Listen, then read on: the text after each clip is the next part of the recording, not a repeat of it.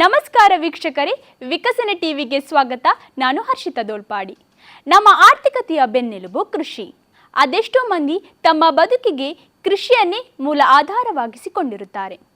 ದಕ್ಷಿಣ ಕನ್ನಡ ಜಿಲ್ಲೆಯಲ್ಲಿ ನೋಡುವುದಾದರೆ ಬೇರೆ ಬೇರೆ ರೀತಿಯ ಹಣ್ಣುಗಳು, ಅಡಿಕೆ, ತೆಂಗು ಹೀಗೆ ವಿಧ ವಿಧವಾದ ಕೃಷಿಯನ್ನು ಮಾಡುವ ಕೃಷಿಕರಿದ್ದಾರೆ. ಆದರೆ ಇಲ್ಲೊಬ್ಬ ಕೃಷಿಕ 40 ದೇಶಗಳ ಹಣ್ಣುಗಳನ್ನು ಬೆಳೀತಾ ಇದ್ದಾರೆ ಅಂತ ಹೇಳಿದರೆ ನೀವು ನಂಬ್ತೀರಾ?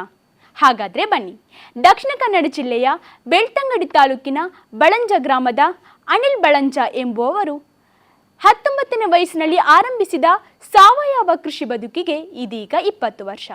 ಹಾಗಾದರೆ ಬನ್ನಿ, ಇವರ ಸುದೀರ್ಘ ಕೃಷಿಯ ಬದುಕಿನ ಅನುಭವಗಳನ್ನು ಅವರ ಮಾತುಗಳಲ್ಲೇ ಕೇಳ್ಕೊಂಡು ಬರೋಣ.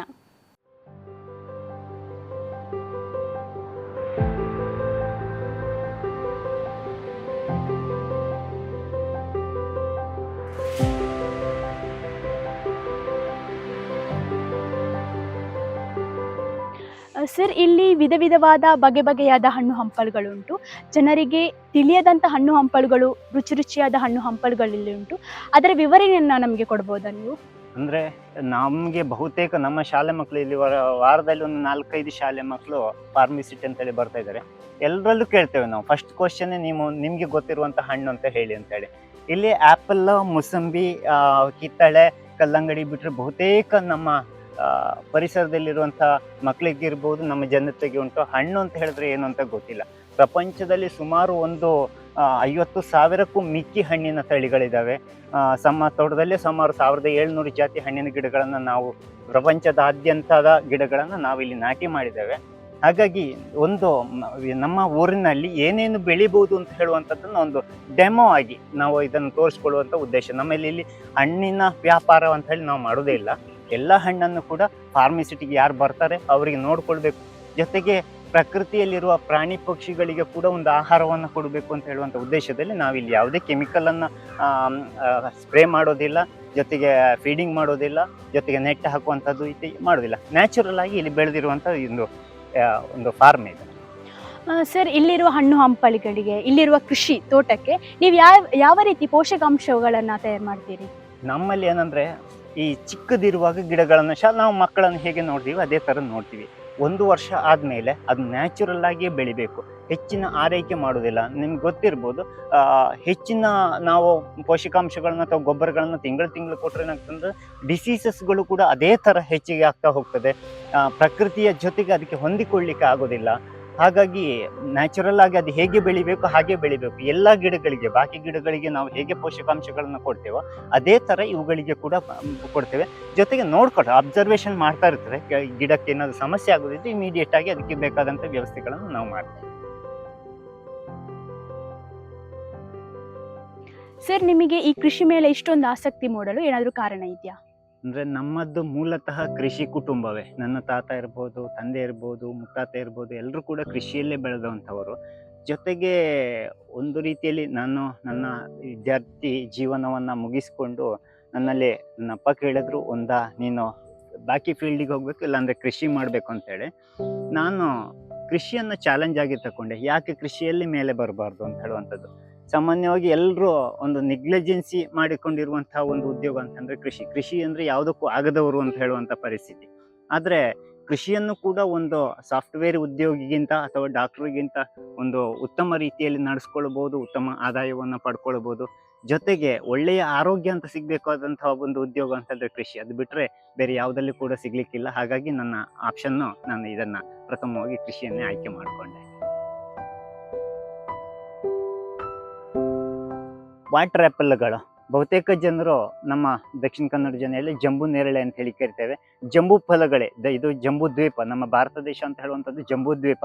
ಈ ನೇರಳೆ ಹಣ್ಣಿನ ಎಲ್ಲ ಪ್ರಭೇದಗಳನ್ನು ಕೂಡ ಜಂಬೂ ನೇರಳೆ ಅಂತ ಹೇಳಿ ಕರೀತಾರೆ. ಸಂಸ್ಕೃತದಲ್ಲಿ ನೇರಳೆ ಹಣ್ಣಿಗೆ ಜಂಬೂ ಫಲ ಅಂತೇಳಿ ಕರೀತಾರೆ. ಅದರಲ್ಲೇ ಒಂದು ಸ್ಪೀಸೀಸು. ಇದನ್ನು ವಾಟರ್ ಆ್ಯಪಲ್ ಅಂತೇಳಿ ಕರಿತೇವೆ ನಾವು. ಈ ವಾಟರ್ ಆ್ಯಪಲ್ ಅಂತ ಹೇಳುವಂಥ ಹಣ್ಣಿನಲ್ಲಿ ಸುಮಾರು ಒಂದು 70 ಜಾತಿಯ ತಳಿಗಳು ನಮ್ಮಲ್ಲಿದೆ. ತೈವಾನ್ ಇರ್ಬೋದು, ಥೈಲ್ಯಾಂಡ್ ಇರ್ಬೋದು, ಇಂಡೋನೇಷ್ಯಾ ಇರ್ಬೋದು, ವಿಯೆಟ್ನಾಂ, ಮಲೇಷಿಯಾ, ಹೀಗೆ ಬೇರೆ ಬೇರೆ ದೇಶದದ್ದಿದೆ. ಇದು ದುಂಗುಲು ಅಂತ ಹೇಳಿ ಕರೆಯುವಂಥ ಒಂದು ರೈನ್ಬೋ ಕಲರ್ ಬರುವಂಥದ್ದು. ಈಗ ಇನ್ನೂ ಹಣ್ಣಾಗಲಿಲ್ಲ.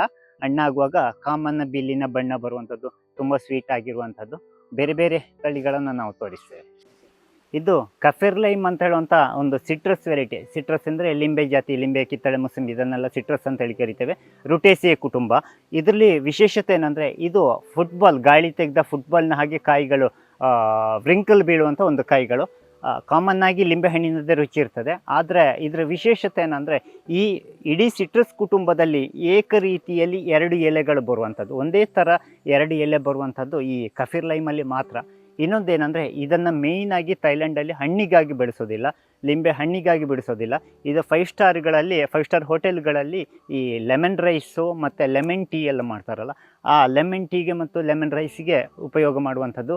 ಆ ಫ್ಲೇವರಿಗಾಗಿ ಮಾತ್ರ, ಲಿಂಬೆಯ ಪರಿಮಳಕ್ಕಾಗಿ. ನಮ್ಮಲ್ಲಿ ಮಾಡುವಂಥ ಚಿತ್ರಾನ್ನ ಇತ್ಯಾದಿಗಳು ಇರುತ್ತಲ್ಲ, ಬಿರಿಯಾನಿಗಳೆಲ್ಲ ಇರ್ತದೆ, ಇದಕ್ಕೆ ಯೂಸ್ ಮಾಡುವಂಥದ್ದು. ಈ ಒಂದು 5 ಎಲೆಯ ಒಂದು ಪ್ಯಾಕೆಟಿಗೆ ಅಲ್ಲಿ 30 ಥಾಯ್ ಬಾತ್ ಅಂದರೆ 90 ರೂಪಾಯಿ ಇಂಡಿಯನ್ ರುಪೀಸ್ ವ್ಯಾಲ್ಯೂ ಬರುವಂಥದ್ದು. ಇದು ಈ ಥರ ಟ್ವಿಸ್ಟ್ ಮಾಡಿ ಫ್ರ್ಯಾಗ್ರೆನ್ಸ್ ಮಾತ್ರ ಬಹಳ ಚೆನ್ನಾಗಿರುವಂಥದ್ದು ಇದರ ವಿಶೇಷತೆ. ಇದು ಗಾರ್ಸಿನಿಯಾ ಹ್ಯುಮಿಲಿಸ್ ಅಂತೇಳಿ ಇದರ ಸಸ್ಯಶಾಸ್ತ್ರೀಯ ಹೆಸರು. ಗಾರ್ಸಿನಿಯಾ ಅಂದರೆ ನಮ್ಮ ಮಂತುಪುಳಿ, ಪುನರ್ಪುಳಿ ಅಥವಾ ಮ್ಯಾಂಗೋಸ್ಟಿನ್ ಇದೆಯಲ್ಲ, ಆ ಫ್ಯಾಮಿಲಿಯ ಒಂದು ಹಣ್ಣಿದು. ಹೆಸರು ಅಚಾಚಾ ಅಂತೇಳಿ, ಬೊಲಿವಿಯನ್ ಅಚಾಚಾ ಅಂತಲೂ ಕರೀತಾರೆ. ಮೇಯ್ನಾಗಿ ಇದು one of the best commercial fruit. ಇಲ್ಲಿ ನಿಮಗೆ ಜಸ್ಟ್ ಹಣ್ಣಾಗ್ತಾ ಉಂಟಷ್ಟೇ, ಇನ್ನೂ ಕೂಡ ಕೇಸರಿ ಬಣ್ಣ ಬರಬೇಕಿದು. ನಮ್ಮ ಅಡಿಕೆ ಹಣ್ಣಿನ ಕಲರ್ ಬರುವಂಥದ್ದು, ಕಿತ್ತಳೆಯ ಬಣ್ಣ ಬರಬೇಕು. ಈಗ ಹಳದಿ ಉಂಟಷ್ಟೇ. ಇದಕ್ಕೆ ಫ್ರೂಟ್ ಫ್ಲೈ ಅಟ್ಯಾಕ್ ಆಗೋದಿಲ್ಲ, ಹಕ್ಕಿಗಳು ತಿನ್ನೋದಿಲ್ಲ, ಯಾಕಂದರೆ ಹೊರಗಡೆ ಸಿಪ್ಪೆ ಸ್ವಲ್ಪ ಗಟ್ಟಿ ಇರ್ತದೆ. ಏಪ್ರಿಲ್ ಕೊನೆಗೆ ಇದರ ಹಣ್ಣು ಫಲಿತು ಸಿಗುವಂಥದ್ದು. ಒಳ್ಳೆ ರೀತಿಯ ಕಮರ್ಷಿಯಲ್ ಫ್ರೂಟ್. ಆಸ್ಟ್ರೇಲಿಯಾದಲ್ಲಿ ಒಂದೇ ಒಬ್ಬರು ಫಾರ್ಮರಲ್ಲಿ 250 ಹೆಕ್ಟೇರ್ನಲ್ಲಿ ಬೆಳೆಸಿರುವಂಥದ್ದು. ಒಳ್ಳೆ ಕಮರ್ಷಿಯಲ್ ವ್ಯಾಲ್ಯೂ ಇರುವಂಥದ್ದು. ಒಳ್ಳೆ ಗಟ್ಟಿ ರಿಂಡಿದ್ದ ಕಾರಣ ಪ್ರಾಣಿ ಪಕ್ಷಿಗಳ ಕಾಟ ಸ್ವಲ್ಪ ಕಡಿಮೆ ಇರ್ತದೆ. ಒಳ್ಳೆ ರೀತಿಯ ಸ್ಮೂತಾಗಿರುವಂಥ ಹಣ್ಣು. ಮ್ಯಾಂಗೋಸ್ಟಿನ್ ಆಗಿರುವಂಥದ್ದು. ಮ್ಯಾಂಗೋಸ್ಟಿನ್ಗೆ ಒಂದು ಸಮಸ್ಯೆ ಏನಂದರೆ ಅದು ಜೂನ್ನಲ್ಲಿ, ಯಾಕಂದರೆ ನಮ್ಮ ಕರಾವಳಿಯಲ್ಲಿ ಜೂನಿನಲ್ಲಿ ಮಳೆ ವಿಪರೀತ ಆಗಿರ್ತದೆ, ಹಣ್ಣಿನ ಬೇಡಿಕೆ ಸ್ವಲ್ಪ ಕಡಿಮೆ ಇರ್ತದೆ. ಇದು ಒಳ್ಳೆ ಸಮ್ಮರಲ್ಲಿ ಏಪ್ರಿಲ್ ಕೊನೆಗೆ ಮೇ ತಿಂಗಳಲ್ಲಿ ಸಿಗುವ ಕಾರಣ ಒಳ್ಳೆ ಕಮರ್ಷಿಯಲ್ ವ್ಯಾಲ್ಯೂ ಇರುವಂಥದ್ದು. ಒಳ್ಳೆ ರೀತಿಯಲ್ಲಿ ಮಾರ್ಕೆಟ್ ಮಾಡ್ಬೋದು. ಒಂದು ಮರದಲ್ಲಿ ಹೆಚ್ಚು ಕಡಿಮೆ ಅಂದರೆ 3 ಕ್ವಿಂಟಾಲ್ಗಿಂತ ಮೇಲೆ 300 kg 400 kg ಒಂದೊಂದು ಮರ ಹಣ್ಣು ಕೊಡ್ತದೆ. ಜೊತೆಗೆ ಯಾವುದೇ ರೀತಿಯ ವಿಷಗಳ ಅವಶ್ಯಕತೆ ಇರೋದಿಲ್ಲ. ನ್ಯಾಚುರಲ್ ಆಗಿ ಒಂದು ಸ್ವಲ್ಪ ಕೂಡ ಹುಳದ ಬಾಧೆ, ಕೀಟದ ಬಾಧೆ ಇದಕ್ಕೆ ಬರೋದಿಲ್ಲ. ಒಳ್ಳೆ ರೀತಿಯ ಕಮರ್ಷಿಯಲ್ ಆಗಿ ಬೆಳಿಬಹುದಾದಂಥ ಒಂದು ಹಣ್ಣಿದು. ಅಚಾಚಾ ಅಂತೇಳಿ ಕರೀತಾರೆ, ಅಚಾಚಾರು ಅಂತೇಳಿ ಕರೀತಾರೆ. ಇದು ಬ್ರೆಜಿಲಿನ ಒಂದು ಚೆರಿ ಅಥವಾ ಬೆರ್ರಿ ಸೆರಿ ಜಾತಿಗೆ ಸೇರಿದ ಹಣ್ಣು. ಲೆಪಿಸಾಂಥಸ್ ಕುಟುಂಬ ಅಂತ ಹೇಳಿ ಇದನ್ನು ಕರಿತೇವೆ ನಾವು. ಲೆಪಿಸಾಂಥಸ್ ಕುಟುಂಬದಲ್ಲಿ ಒಂದು ಗಿಡದ ಎಲೆಯಲ್ಲಿ ಬಹಳ ವಿಶೇಷವಾಗಿ ಕಾಣಿಸುವಂಥದ್ದು ನಿಮಗೆ ಕಾಲರ್, ಟೈ. ಈ ನಾವು ಟೈ ಯಾವ ರೀತಿ ಕರಿತೇವೆ ಆ ಥರ ಬುಡದ ಎಲೆ ಒಂದು ಬಹಳ ಸುಂದರವಾಗಿ ಕಾಣಿಸುವಂಥದ್ದು ಈ ಲೆಪಿಸಾಂಥಸ್ ರುಬಿಗ್ನೋಸ ಅಂತ ಹೇಳಿದರೆ ಬೊಟಾನಿಕಲ್ ನೇಮು. ಎಲೆಗಳು ಬಹಳ ಸುಂದರವಾಗಿ ಕಾಣುವಂಥದ್ದು. ಜೊತೆಗೆ ಹಣ್ಣು ಈ ಕಾಂಡದಲ್ಲಿ ಉಂಟಲ್ಲ, ಕೆಳಗಡೆಯಿಂದ ಮೇಲ್ಗಡೆಗೆ ಹಣ್ಣಾಗ್ತಾ ಬರುವಂಥದ್ದು. ಈ ಥರ ಹಣ್ಣು ಬರುವಂಥದ್ದು. ಆ್ಯಕ್ಚುಲಿ ಇದರಲ್ಲಿ 2 ರೀತಿಯ ಬಣ್ಣ ಬರ್ತದೆ, ಪರ್ಪಲ್ ಕಲರ್ ಮತ್ತು ವೈಟ್ ಕಲರ್. ವೈಟ್ ಸ್ವಲ್ಪ ರೇರ್ ಆಗಿರುವಂಥದ್ದು. ಇದಕ್ಕೆ ಲೂನಾ ನಟ್ ಅಂತಲೂ ಕರೀತಾರೆ. ಎಷ್ಟು ವಿಶೇಷತೆ ಏನಂದರೆ ಹಣ್ಣು ನೇರಳೆ ಹಣ್ಣಿನಾಗಿ ಟೇಸ್ಟ್ ಇರ್ತದೆ. ಜೊತೆಗೆ ಇದರ ಬೀಜಗಳನ್ನು, ಒಳಗಡೆಯ ಬೀಜವನ್ನು ನಾವು ತಿನ್ಬೋದು, ಫ್ರೈ ಮಾಡಿ ತಿನ್ಬೋದು. ಹಣ್ಣು ಸೇಮ್ ನೇರಳೆ ಹಣ್ಣಿನ ಅದೇ ಟೇಸ್ಟನ್ನು ಹೊಂದ್ಕೊಂಡಿರ್ತದೆ. ಈ ಥರ ಒಳಗಡೆಯ ಪಲ್ಪನ್ನು ನೀವು ನೋಡ್ಬೋದು. ನೇರಳೆ ಹಣ್ಣಿನಾಗಿ ಮಧ್ಯದಲ್ಲಿ ಬೀಜ ಇರ್ತದೆ, ಪಲ್ಪು ಸ್ವೀಟ್ ಆಗಿರ್ತದೆ, ಹುಳಿ ಇರೋದಿಲ್ಲ. ನಮ್ಮ ಬಿಂಬಿಳಿ ಉಂಟಲ್ಲ ಅದೇ ಥರ ಗೊಂಚಲಾಗಿ ಮರದ ಕಾಂಡದಲ್ಲಿ ಬರುವಂಥದ್ದು ಇದು ಹಣ್ಣು. ಇದು ಬ್ರೆಜಿಲ್ನ ಒಂದು ತಳಿ, ಬ್ಲ್ಯಾಕ್ ಬನಾನಾ ಅಂತ ಹೇಳಿ ಕರೀತಾರೆ. ಬಾಳೆಯ ಕಾಂಡ ಫುಲ್ಲು ಬ್ಲ್ಯಾಕ್ ಕಲರಲ್ಲಿ ಬರುವಂಥದ್ದು. ಗಿಡ ನೋಡಲಿಕ್ಕೆ ತುಂಬ ಸುಂದರವಾಗಿರ್ತದೆ. ಬಾಳೆ ಕಾಯಿ ಕೂಡ ಹೊರಗಡೆಯಲ್ಲಿ ಕಾಯಿ ಬಲ್ತಾಗ ಕಪ್ಪು ಬಣ್ಣಕ್ಕೆ ಬರ್ತದೆ. ಹಾಗಂತ ಹೇಳಿ ಹಣ್ಣುಗಳು ಯಾವತ್ತೂ ಕಪ್ಪು ಬಣ್ಣ ಬರೋದಿಲ್ಲ, ಬಿಳಿ ಬಣ್ಣವೇ ಇರುವಂಥದ್ದು. ಬಾಳೆಹಣ್ಣಿನ ಕಲರನ್ನು ಚೇಂಜ್ ಮಾಡಲಿಕ್ಕೆ ಸಾಧ್ಯ ಇಲ್ಲ, ಯಾಕಂದರೆ ನೇಂದ್ರದಂಥ ಹಣ್ಣುಗಳು ಸ್ವಲ್ಪ ಆರೆಂಜಿಶ್ ಬರ್ಬೋದು. ಬಟ್ ಇದೊಂದು ರೀತಿಯ ಚೇಂಜಸ್. ಯಾವುದು ಕೂಡ ನಾನಾಗಲೇ ಹೇಳಿದ ಹಾಗೆ ಹಣ್ಣುಗಳ ಬಣ್ಣ ಮತ್ತು ಗಾತ್ರ ಬೇರೆ ಬೇರೆ ರೀತಿಯಲ್ಲಿ ಇದ್ರೆ ಮಾತ್ರ ಖುಷಿಯಾಗುವಂಥದ್ದು. ಹಾಗಾಗಿ ಇದು ಜಮೀನಿನಲ್ಲಿ ಸುಮಾರು ಒಂದು 70ರಿಂದ 80 ಜಾತಿಯ ವಿದೇಶಿ ಬಾಳೆಯ ತಳಿಗಳಿದ್ದಾವೆ. ಒಂದೊಂದು ಸಮಯದಲ್ಲಿ ಕಾಯಿ ಇರ್ತದೆ. ಇದರಲ್ಲೂ ಕೂಡ ಕಾಯಿ ಇತ್ತು. ನಾನಾಗಲೇ ಹೇಳಿದಾಗ ನಮ್ಮ ಪ್ರಕೃತಿಯ ಕಲಾವಿದರು ಬೇರೆ ಬೇರೆ ರೀತಿಯಲ್ಲಿ ಇರ್ತಾರೆ, ಅವರೆಲ್ಲ ಕೂಡ ಮುಗಿಸಿಬಿಡ್ತಾರೆ. ಗಿಡವನ್ನು ಮಾತ್ರ ಈಗ ನೋಡ್ಬೋದಷ್ಟೇ. ಇದು ಗ್ರೂಮಿಕ್ಸಾಮ ಅಂತ ಹೇಳಿ ಬ್ರೆಜಿಲಿಯನ್ ಚೆರಿ. ಜಸ್ಟ್ ಫ್ಲವರ್ ಬಂದು ಕಾಯಿ ಸೆಟ್ ಆಗಿದ್ದಷ್ಟೇ. ಪರ್ಪಲ್ ಕಲರಿಂದು ನಮ್ಮ ನೇರಳೆ ಹಣ್ಣಿನ ಹಾಗಿರುವಂಥ ಒಂದು ಚೆರೀಸ್ ಇದು. ಗೊಂಚಲಾಗಿ ಹಣ್ಣುಗಳನ್ನು ಬರುವಂಥದ್ದು. ಒಳ್ಳೆಯ ಪಲ್ಪ್ ಇದೆ. ಇನ್ನೊಂದು ಏನಂದರೆ ತುಂಬ ಎತ್ತರ ಹೋಗೋದಿಲ್ಲ, ಬುಷಾಗಿ ಬೆಳೆಯುವಂಥವುಗಳು ಇವುಗಳೆಲ್ಲ. ಹೈ ಡೆನ್ಸಿಟಿ ಪ್ಲಾಂಟೇಷನ್ ಮಾಡ್ಬೋದು, ಕಮರ್ಷಿಯಲ್ ಆಗಿ ಕೂಡ ಬೆಳಿಬೋದು ಇವುಗಳನ್ನು. ಇನ್ನೊಂದು 1.5 ತಿಂಗಳು ಬೇಕಾಗ್ತದೆ. ಚೆರಿಗಳು ಯಾವುದು ಕೂಡ 1-1.5 ತಿಂಗಳ ಒಳಗಡೆ ಹಣ್ಣು ಕೊಡುವಂಥ. ಇದು ಕೂಡ ಬ್ರೆಜಿಲಿಯನ್ ಚೆರಿಗಳು. ಬ್ರೆಜಿಲಿನ ಸುಮಾರು 100ಕ್ಕೂ ಮಿಕ್ಕಿ ಚೆರಿಗಳಿದ್ದಾವೆ. ಅದರಲ್ಲಿ ಇದನ್ನು ಗುವಾ ಮಿರಿಮ್ ಅಂತ ಹೇಳಿ ಕರೀತಾರೆ. ಗುವಾ ಮಿರಿಮ್ ಚೆರಿ ಅಂತ ಹೇಳಿ ಇಜಿನಿಯಾ ಕುಟುಂಬಕ್ಕೆ ಸೇರಿರುವಂಥದ್ದು. ಹಣ್ಣಾಗ್ತದೆ ನೋಡಿ, ಇಲ್ಲಿ ಜಸ್ಟ್ ಇನ್ನೂ ರೈಪ್ ಆಗ್ತಾ ಇದೆ ಹಣ್ಣುಗಳು. ಪರ್ಪಲ್ ಕಲರ್ ಬರ್ತದೆ, ನೇರಳೆ ಹಣ್ಣಿನ ಹಾಗೆ ಟೇಸ್ಟ್ ಇರುವಂಥದ್ದು. ತುಂಬ ಗೊಂಚಲಾಗಿ ಬರುವಂಥದ್ದು. ಜೊತೆಗೆ ಇದರಲ್ಲಿ ನಮ್ಮ ಡಯಾಬಿಟಿಸ್ಗೆ ಬೇಕಾದಂಥ ಮಧುಮೇಹವನ್ನು ನಿವಾರಿಸುವಂಥ ನೇರಳೆ ಹಣ್ಣಿನ ಎಲ್ಲ ನೇರಳೆ ಹಣ್ಣಿನ ಕೂಡ ಇರ್ತದೆ. ಒಳ್ಳೆಯ ಔಷಧೀಯ ಗುಣ ಇರೋದ್ರಿಂದ ತುಂಬ ಎತ್ತರವಾಗಿ ಕೂಡ ಬೆಳೆಯುವುದಿಲ್ಲ. ಸುಮಾರು ಒಂದು 20 ವರ್ಷದ ಇದು ಮರ, ಬುಷಾಗಿ ಬೆಳೆಯುವಂಥದ್ದು ಇದರ ವಿಶೇಷತೆ. ಕಾಯಿಗಳು ಕೂಡ ಅಷ್ಟೇ ತುಂಬ ಗೊಂಚಲಾಗಿ ಬಿಡುವಂಥದ್ದು. ಒಂದು ತೋಟದಲ್ಲಿ ಖಂಡಿತವಾಗಿ ನಡಬಹುದಾದಂಥ ಒಂದು ತಳಿ. ಹೊಸತನವನ್ನು ಹುಡುಕ್ತಾ ಹೋಗಬೇಕು ರೈತರು ಅಂತ ಹೇಳೋದು ಇದಕ್ಕೆ. ಯಾಕಂದರೆ ಬಾಳೆಗೆ ಬೆಲೆ ಇಲ್ಲ ಅಂತ ಹೇಳುವಂಥದ್ದು ಬಹುತೇಕ ರೈತರ ಗೋಳು. ಸುಮ್ಗೆ ಬೆಳೆದ್ರೂ ಕೂಡ ನಷ್ಟ ಅಂತ ಹೇಳುವಂಥದ್ದು. ಈ ಒಂದು ಬಾಳೆ, ಇದು ಬ್ರೆಜಿಲಿನ ಒಂದು ಬಾಳೆ, ಹೆಸರು AEAE ಅಂತೇಳಿ ಕರೀತಾರೆ. ಬಹಳ ಸುಂದರವಾದಂಥ ಗೊನೆ, ಸುಮಾರು ಒಂದು 20 kg 25 kg ತೂಕ ಬರುವಂಥ ಗೊನೆ, ದೊಡ್ಡ ಬಾಳೆಹಣ್ಣು. ಬಾಳೆಹಣ್ಣಿಗಿಂತಲೂ ವಿಶೇಷತೆ ಏನಂದರೆ ಇದರ ಎಲೆಗಳು 5 ಸ್ಟಾರ್ ಹೋಟೆಲ್ಗಳಲ್ಲಿ ಊಟಕ್ಕಾಗಿ ಹೋಗುವಂಥದ್ದು. ಒಂದೊಂದು ಎಲೆ ಕೂಡ 200ರಿಂದ 250 ರೂಪಾಯಿ ಬೆಲೆ ಬಾಳುವಂಥ ಈ ಎಲೆಗಳು. ಒಳ್ಳೆ ರೀತಿಯ ಆದಾಯವನ್ನು ಎಲೆಯಲ್ಲಿ ಪಡ್ಕೊಳ್ಬೋದು. ಜೊತೆಗೆ ಹಣ್ಣು ಕೂಡ ಅದೇ ಥರ ಬಿಳಿ ಮತ್ತು ಹಸಿರು ಲೈನ್ಸ್ಗಳು ಬರುವಂಥದ್ದು. ಮಾರ್ಕೆಟ್ ಮಾಡಲಿಕ್ಕೆ ತುಂಬ ಸುಂದರ. ಯಾಕಂದರೆ ಯಾವುದೂ ಕೂಡ ಜನ ಹೋಗುವಂಥದ್ದು, ಜನಾಕರ್ಷಣೆ ಆಗುವಂಥದ್ದು ಬಣ್ಣದ ಮೇಲೆ, ವಿಶೇಷ ಅಂತ ವೈವಿಧ್ಯತೆಯ ಮೇಲೆ ಬರುವಂಥದ್ದು. ಐಸ್ ಕ್ರೀಮ್ಗಳಿರ್ಬೋದು, ಫುಡ್ಗಳಿರ್ಬೋದು, ಒಂದೊಂದು ಫ್ಲೇವರ್ ಕೊಟ್ಟ ತಕ್ಷಣ, ಒಂದೊಂದು ಬಣ್ಣ ಕೊಟ್ಟ ತಕ್ಷಣ, ಅದಕ್ಕೆ ಇನ್ನೇನೋ ಆ್ಯಡ್ ಮಾಡಿದ ತಕ್ಷಣ ಹೆಚ್ಚು ವ್ಯಾಲ್ಯೂ ಬರುವಂಥದ್ದು. ಹಾಗೆ ಇದರ ಖರ್ಚು, ಇದು ನಾವು ಥೈಲ್ಯಾಂಡಿಂದ ತಂದದ್ದು. ಸುಮಾರು ಒಂದು 50 ಜಾತಿ ಥೈಲ್ಯಾಂಡಿನ ಬಾಳೆಗಳೇ ನಮ್ಮಲ್ಲಿದ್ದಾವೆ. ಮೂಲತಃ ಬ್ರೆಜಿಲು, ಆದರೆ ಥೈಲ್ಯಾಂಡಿಂದ ತಗೊಂಡು ಬಂದದ್ದು. ಒಂದು ಬಾಳೆಯ ಕಂದಿನ ರೇಟು, ಕಂದು ಅಂದರೆ ಕುರುಳೆ ಅಂತೇಳಿ ಕರಿತಾರೆ, ಗಿಡ ಅಂತೇಳಿ ಕರಿತೀವಿ ನಾವು. ಇದರ ರೇಟು 6,000 ಥೈ ಬಹತ್. ಒಂದು ಬಹತ್ ಅಂದರೆ 3 ರೂಪಾಯಿ ಬೀಳ್ತದೆ, 3.3 ಇವಾಗ ರೇಟು. ಆದರೆ ಪ್ಲಸ್ ಆರ್ ಮೈನಸ್ ಇದರ ಒಂದು ಗಡ್ಡೆಯ ಖರ್ಚು ನಮಗೆ 21,000 ರೂಪಾಯಿ ಈಗ ಸದ್ಯದ ಮಟ್ಟಿಗೆ. ಮುಂದಕ್ಕೆ ನಮ್ಮಲ್ಲಿ ಬೆಳೀತಾ ಇದು 21,000 ರೂಪಾಯಿಗೆ ಹೋಗೋದಿಲ್ಲ, 21 ರೂಪಾಯಿಗೂ ಬರ್ಬೋದು, ಹೇಳಲಿಕ್ಕಾಗೋದಿಲ್ಲ ಮುಂದಿನ ದಿನಗಳಲ್ಲಿ. ಬಟ್ ಇವಾಗ ಸದ್ಯಕ್ಕಂತೂ ಇದು ಮಾರಾಟದ ಉದ್ದೇಶ ಅಲ್ಲ, ಇದು ನಮ್ಮ ರೈತರನ್ನು ಒಂದು ಹೊಸತನದತ್ತ ಬೆಳೆಸುವತ್ತ ಒಂದು ಪ್ರಯತ್ನ ಮಾತ್ರ. ಇದು ಒಂದು ವಿಶೇಷವಾದಂಥ ಬ್ರೆಡ್ ಫ್ರೂಟ್, ಅಂದರೆ ನಮ್ಮ ಆಡು ಭಾಷೆಯಲ್ಲಿ ಕರೆಯೋದಿದೆ ಜಿಗುಜ್ಜೆ ಅಂತೇಳಿ ಕರೀತಾರೆ. ಇನ್ನು ವಿಶೇಷತೆ ಏನಂದರೆ ಒಂದು ಕಾಯಿ 3 kg ತೂಕ ಬರ್ತದೆ. 3 ಕಾಯಿ ಒಂದು ಗೊಂಚಲಲ್ಲಿ ಬಂದರೆ ಆಗೆಲ್ಲ ಮುರಿದೋಯ್ತು ಅಂತ ಲೆಕ್ಕ, ಅಷ್ಟು ಭಾರ ಬರುವಂಥದ್ದು ಇದರ ವಿಶೇಷತೆ. ಜೊತೆಗೆ ಆಫ್ ಸೀಸನ್ನಲ್ಲಿ ಬರುವಂಥದ್ದು. ಸಾಮಾನ್ಯವಾಗಿ ಬ್ರೆಡ್ ಫ್ರೂಟ್ ಅಂತ ಹೇಳುವಂಥದ್ದು ಮೇ ಕೊನೆಯಿಂದ ಜುಲೈವರೆಗೆ ಆ ಸೀಸನ್ನಲ್ಲಿ ಬರುವಂಥದ್ದು.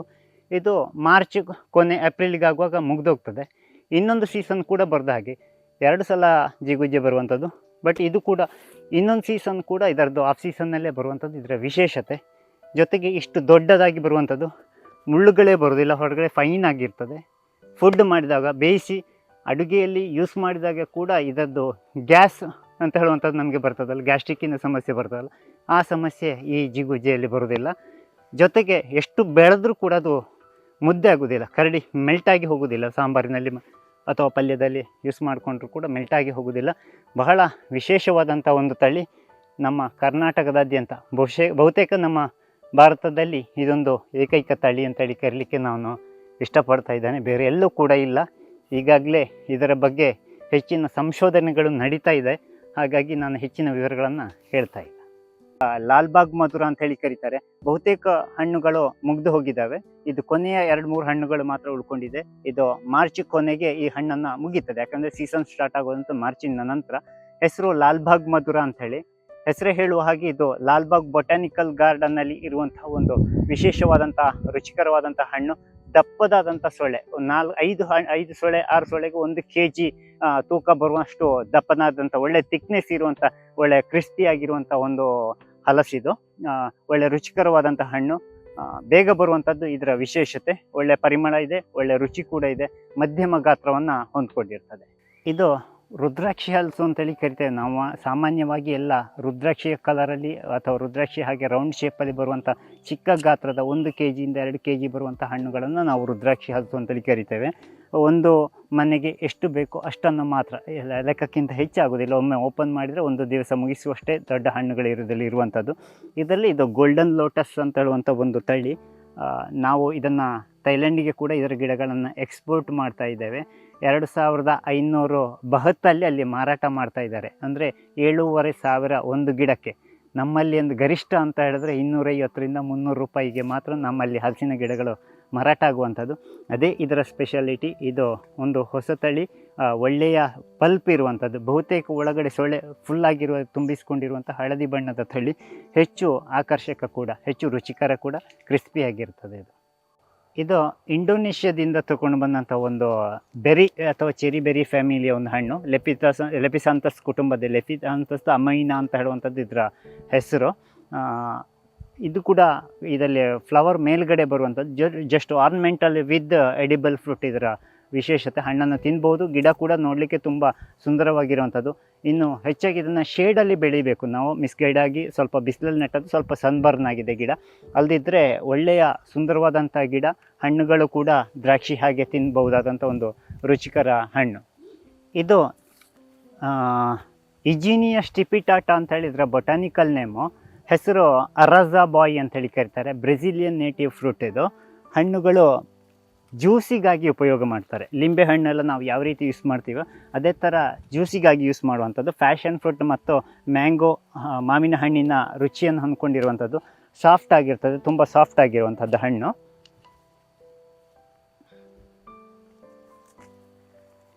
ಒಳಗಡೆ 2-3 ಬೀಜ ಇರುವಂಥದ್ದು. ಇದದ್ದು ಪಲ್ಪು ಮಿಕ್ಸಿಯಲ್ಲಿ ಹಾಕಿ ಜ್ಯೂಸ್ ಮಾಡ್ಕೊಳ್ಬೋದು ಪಲ್ಪನ್ನು. ತೀರಾ ಹುಳಿ, ಲಿಂಬೆ ಹಣ್ಣಿನಷ್ಟು ತೀರಾ ಹುಳಿ ಇರ್ತದೆ. ಬಟ್ ಕೈಗೆ ಮುಟ್ಟಿದ್ರೆ ವಾಶ್ ಮಾಡಿದರೂ ಕೂಡ ಸ್ಮೆಲ್ ಹೋಗೋದಿಲ್ಲ, ಅಷ್ಟು ಡಾರ್ಕ್ ಫ್ಲೇವರ್ ಇದರದ್ದು. ಇದು ಗುಮ್ಮಿ ವರ್ಮ್ ಫ್ರೂಟ್ ಅಂತ ಹೇಳುವಂಥದ್ದರ ಮೀಡಿ. ಆ್ಯಕ್ಚುಲಿ ಹಣ್ಣು ಆಗಲಿಲ್ಲ, ಇದು ಮರದಲ್ಲಿ ಕಾಯಿ ಇನ್ನಷ್ಟೇ ಬೆಳೀತಾ ಇದೆ. ಹಸಿರು ಬಣ್ಣದ ಒಂದು ಕೈಯನ್ನು, ಒಂದು ರೀತಿಯ ಭೂತದ ಕೈಯನ್ನು ನೋಡುವ ಹಾಗೆ ಆಗ್ತದ ಕಾರಣ ಗುಮ್ಮಿ ವಾರ್ಮ್ ಫ್ರೂಟ್ ಅಂಥೇಳಿ ಕರೀತಾರೆ. ಸೆರ್ಕೋಪಿಯಾ ಸ್ಪೀಸೀಸ್ ಇದು, ಬ್ರೆಜಿಲಿಯನ್ ನೇಟಿವ್. ಹಣ್ಣು ಹೀಗೆ ಎಳಿತಾ, ನಿಮಗೆ ಜಸ್ಟ್ ಇದನ್ನು ತೋರಿಸ್ತೇನೆ ನಾನು. ಹೀಗೆ ಇದನ್ನು ಎಳೆದ್ರೆ ಅದನ್ನು ಪಲ್ಪ್ ಇದೆಯಲ್ಲ, ಇದು ಒಳಗಡೆಯ ಕಡ್ಡಿ ಅದರಲ್ಲಿ ಇರ್ತದೆ. ಪಲ್ಪು ಒಳ್ಳೆ ಜೇನುತುಪ್ಪದಷ್ಟು ಟೇಸ್ಟ್ ಆಗಿರ್ತದೆ, ತುಂಬ ಸ್ವೀಟ್ ಇರ್ತದೆ. ಬಟ್ ಫುಲ್ಲಿ ಹಣ್ಣಾಗಬೇಕು, ಹಣ್ಣು ಹಸಿರು ಬಣ್ಣಕ್ಕೆ ಬರಬೇಕು. ಬೆರಳಿಗಿಂತಲೂ ಕೂಡ ದಪ್ಪ ಬರ್ತದೆ, ಬಹಳ ಸಾಫ್ಟ್ ಇರ್ತದೆ. ಈಗ ಅಲ್ಲಾಡಿಸಿದರೆ ಬರೀ ಶವದ ಬೆರಳುಗಳಿದ್ದ ಹಾಗೆ ಅಲ್ಲಾಡ್ತವೆ. ಒಳ್ಳೆಯ ರುಚಿ ಇರುವಂಥ ಹಣ್ಣು. ಶೆಲ್ಫ್ ಲೈಫ್ ಇರೋದಿಲ್ಲ, ಹೆಚ್ಚು ದಿವಸ ಇಟ್ಕೊಳ್ಳಿಕ್ಕೆ ಆಗೋದಿಲ್ಲ. ಪಿಕ್ ಆ್ಯಂಡ್ ಈಟ್, ತೆಗೆದು ತಿನ್ನುವಂಥದ್ದು ಅಂತೇಳಿ ಮಾಡಲಿಕ್ಕೆ. ಪರ್ಫ್ಯೂಮು ಯಾರು ಇಷ್ಟಪಡೋದಿಲ್ಲ ಅಂಥೇಳಿ, ಅದೇ ಹಣ್ಣಿನಲ್ಲಿ ಬಂದ್ರಂತೂ ಮತ್ತಷ್ಟು ಮಜಾ. ಅದರಲ್ಲಿ ವಿಶೇಷವಾಗಿ ಬರುವಂಥದ್ದು ಇದು ಬ್ರೆಜಿಲ್ನ ಒಂದು ಪೇರಳೆ. ವರ್ಷದಲ್ಲಿ ಒಮ್ಮೆ ಮಾತ್ರ ಹಣ್ಣು ಬರುವಂಥದ್ದು. ಏಪ್ರಿಲ್ ಕೊನೆಯಿಂದ ಹಿಡಿದು ಜೂನ್ ಒಳಗಡೆ ಹಣ್ಣು ಬರುವಂಥದ್ದು. ಈಗ ಜಸ್ಟ್ ಹೂ ಬರ್ತಾ ಇದೆ. ಹೆಸರು ಪಾಲಿಲೋ ಅಂತೇಳಿ ಕರೀತಾರೆ, ಅಥವಾ ಪರ್ಫ್ಯೂಮ್ ಗೋವಾ ಅಂತ ಹೇಳಿ ಕರೀತಾರೆ. ಪೆಸಿಡಿಮ್ ಗೋವಾ ಜಾವಾ ಇದರದ್ದು ಬೊಟಾನಿಕಲ್ ನೇಮ್ ಆಗಿರ್ತದೆ. ಒಳ್ಳೆಯ ಫ್ರ್ಯಾಗ್ರೆನ್ಸ್. ವಿಶೇಷವಾಗಿ ಏನಂದರೆ ಇದು ತುಂಬ ಸಾಫ್ಟ್ ಇರ್ತದೆ. ಹಣ್ಣಾಗುವಾಗ ಐಸ್ ಕ್ರೀಮ್ನ ಹಾಗೆ ಸಾಫ್ಟ್ ಇರ್ತದೆ. ಬೀಜಗಳು ಚಪ್ಪಟೆಯಾಗಿ ಸ್ವಲ್ಪ ಅಗಲ ಕಾಯಿನ್ ಥರ ಇರ್ತದೆ. ಬಟ್ ಆ ಬೀಜದಲ್ಲಿ ಕೂಡ ಪರ್ಫ್ಯೂಮಿನ, ಈ ಮುಟ್ಟಿದರೆ ಅಂಟು ಥರ, ಈ ಒಂಥರ ಗಮ್ ಥರ ಇರ್ತದೆ, ಲ್ಯಾಟೆಕ್ಸ್ ಥರ ಇರ್ತದೆ. ಒಳ್ಳೆ ಪರ್ಫ್ಯೂಮಿಯಮ್ನ ಪರಿಮಳ ಬರುವಂಥದ್ದು. ನೋಡುವಾಗ ನಿಮಗದು ನಮಗೆ ಒಂದು ಪೇರಳೆ ಗಿಡ ಅಂತೇಳಿ ಅನ್ನಿಸೋದೇ ಇಲ್ಲ. ಒಂಥರ ಡಿಫ್ರೆಂಟ್ ಲೀಫ್ ಆಗಿರ್ತದೆ. ಜಸ್ಟ್ ಈ ಥರ ಸ್ಕ್ವೀಸ್ ಮಾಡಿ ಅಗ್ರಣಿಸಿದರೂ ಕೂಡ ಒಳ್ಳೆಯ ಪರಿಮಳ ಹೊಂದ್ಕೊಂಡಿರುವಂಥದ್ದು ವಿಶೇಷವಾದಂಥ ಬ್ರೆಜಿಲ್ನ ಪೇರಳೆಗಳು. ಇದು ಬ್ರೆಜಿಲಿನ ಇನ್ನೊಂದು ಪೇರಳೆ.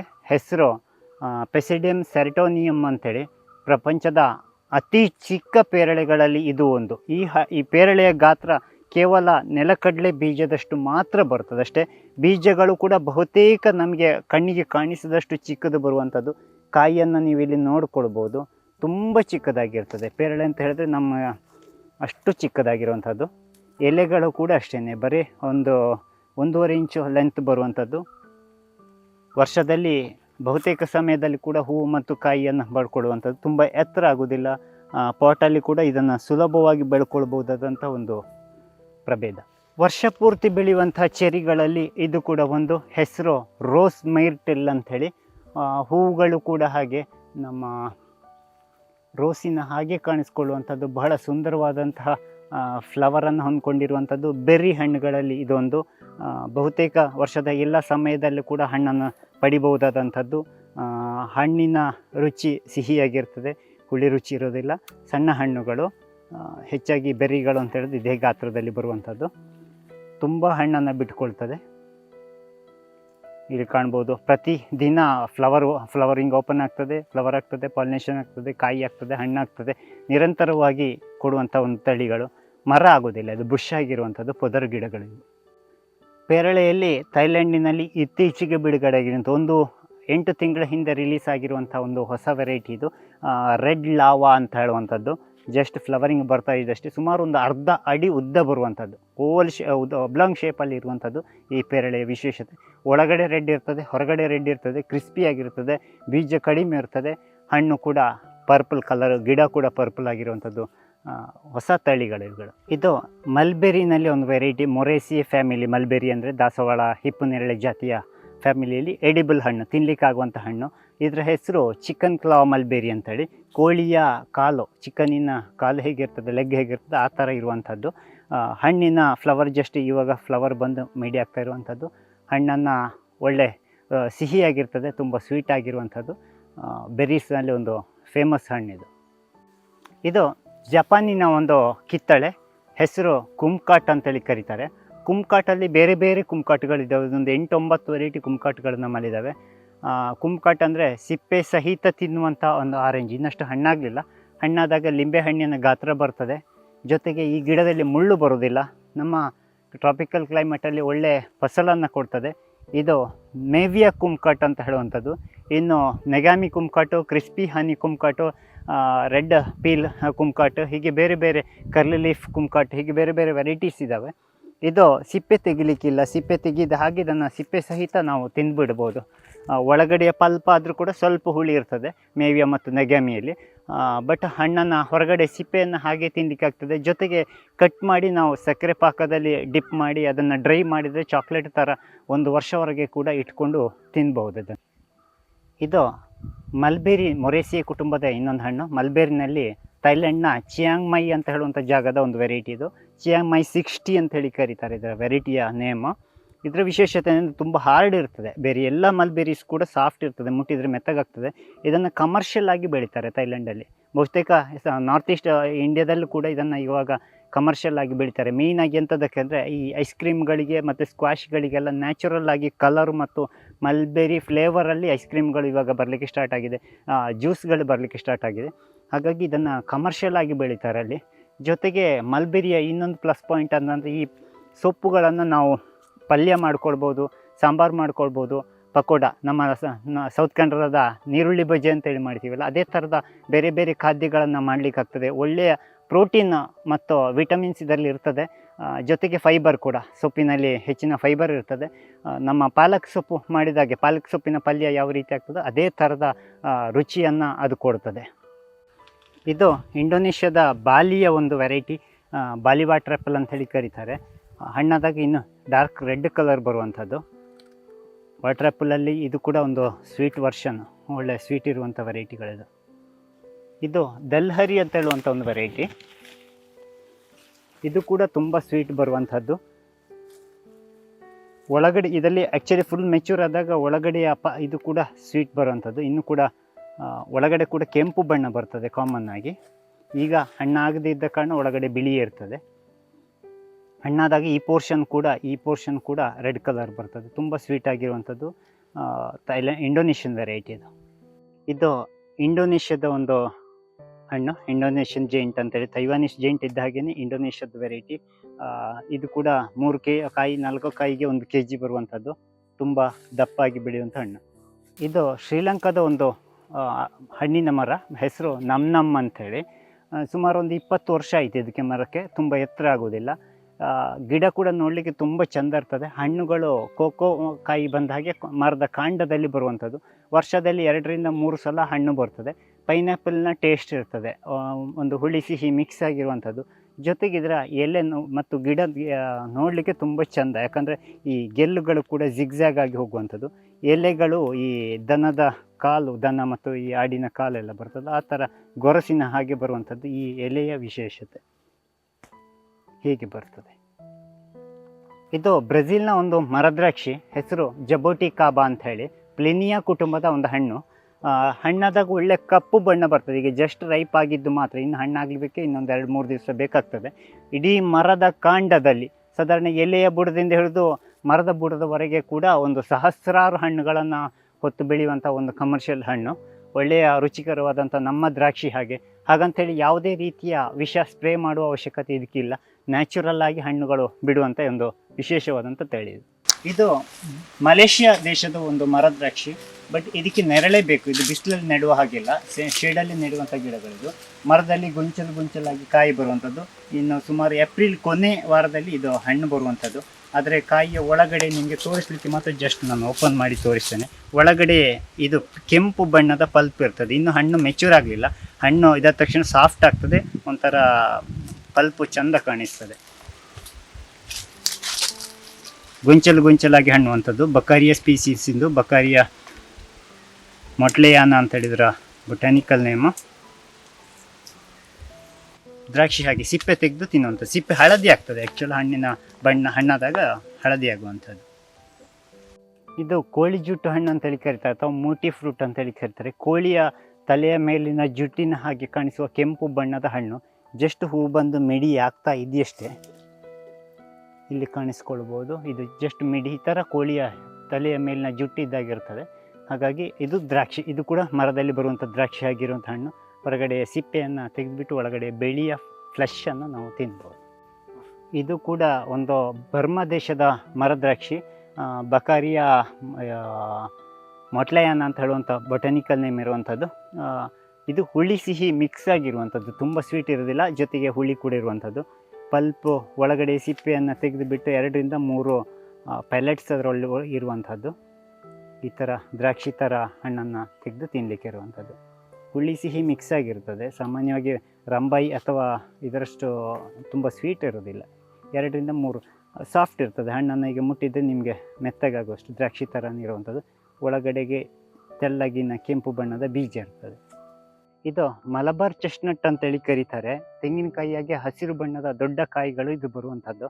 ಕಾಮನ್ ಆಗಿ ರೋಡ್ ಸೈಡಲ್ಲಿ ಅಥವಾ ನೆರಳು ಮರವಾಗಿ ಅಥವಾ ತುಂಬ ಸ್ಟ್ರಾಂಗ್ ಆಗಿರುವಂಥ ಮರ ಇದು. ವರ್ಷದಲ್ಲಿ 2 ಸಲ ಕಾಯಿ ಬರುವಂಥದ್ದು. ಕಾಯಿ ಬೆಳೆದ ತಕ್ಷಣ ಈ ಥರ ಓಪನ್ ಆಗಿ ನೆಲಕ್ಕೆ ಬಿದ್ದು ಬಿಡುವಂಥದ್ದು. ಈ ಬೀಜಗಳನ್ನು ನಾವು ಬಾದಾಮಿ ಮತ್ತು ಗೇರು ಬೀಜ ಎಲ್ಲ ತಿಂದಾಗೆ ಇದನ್ನು ತಿನ್ಬೋದು. ಹೊರಗಡೆ ಸಿಪ್ಪೆ ಇರ್ತದೆ, ಆ ಸಿಪ್ಪೆಯನ್ನು ಟೋಟಲ್ ಫ್ರೈ ಮಾಡಿ ಸಿಪ್ಪೆ ತೆಗೆದು ಕೂಡ ತಿನ್ಬೋದು. ಜೊತೆಗೆ ಹಾಗೆ ಕೂಡ ತಿನ್ಬೋದು. ಇದೊಂದು ಎಲೆ ಪಾನ್ಕ ಪತ್ತ ಅಂತ ಹೇಳಿ ಕರಿತೇವೆ. ನಮ್ಮ ಕರಿ ಲೀಫ್ ಇದೆಯಲ್ಲ, ಕರಿಬೇವಿನ ಫ್ಯಾಮಿಲಿಯ ಒಂದು ಎಲೆ. ಇದು ಹೆಚ್ಚಾಗಿ ನೈಟ್ ಡ್ರೈವ್ ಮಾಡುವಾಗ ನಿದ್ದೆ ಬರದ ಹಾಗೆ ಇದನ್ನು ಬಾಯಿಗೆ ಇಟ್ಕೊಂಡ್ರೆ ನಿದ್ದೆ ಬರೋದಿಲ್ಲ. ಯಾಕಂತಂದರೆ ಎಂಥ ಕೆಮಿಕಲ್ಸ್ ಏನು ವಿಶೇಷವಾಗಿ ಇರುವಂಥದ್ದಲ್ಲ. ನಮ್ಮ ಬಾಯಿಯಲ್ಲಿ ಜೊಲ್ಲು ಸುರಿತಾ ಇದ್ದರೆ ನಿದ್ರೆ ನಮ್ಮ ಆ್ಯಕ್ಟಿವ್ ಆಗಿರ್ತದೆ ಮೈಂಡ್ ಅಂತ ಹೇಳುವಂಥದ್ದು. ಜೊತೆಗೆ ಅಸಿಡಿಟಿಗೆ ಫುಡ್ಡನ್ನು ನಾವು ಹೆಚ್ಚು ತಿಂದು ಡೈಜೆಷನ್ ಆಗೋದಕ್ಕೋಸ್ಕರ ಇದನ್ನು ಯೂಸ್ ಮಾಡ್ತೇವೆ. ಇದನ್ನು ಬಾಯಿಯಲ್ಲಿ ಇಟ್ಟು ಲೈಟಾಗಿ ಜಗಿತಾ ಇದ್ದರೆ ಇದು ಬಡೆ ಸೊಂಪಿನ ಥರ. ಮಲೇಷ್ಯಾದಲ್ಲೆಲ್ಲ ಇದನ್ನು ಫುಡ್ಡನ್ನು ಟೇಬಲಲ್ಲಿ ಇಟ್ಟಿರ್ತಾರೆ, ಇದರ ಲೀಫನ್ನು. ಊಟ ಆದ ನಂತರ ನಾವು ಬಡೆ ಸೊಪ್ಪು ಯಾವ ರೀತಿ ತಿಂತೇವೋ ಅದೇ ಥರ ಇದರ ಹಣ್ಣು ಕೂಡ ಇದೇ ಥರ ಟೇಸ್ಟ್ ಇರ್ತದೆ. ಶ್ರಬ್ ಆಗಿ ತುಂಬ ಎತ್ತರ ಹೋಗೋದಿಲ್ಲ, ಬುಷ್ ಆಗಿರುವಂಥ ಗಿಡ ಇದು.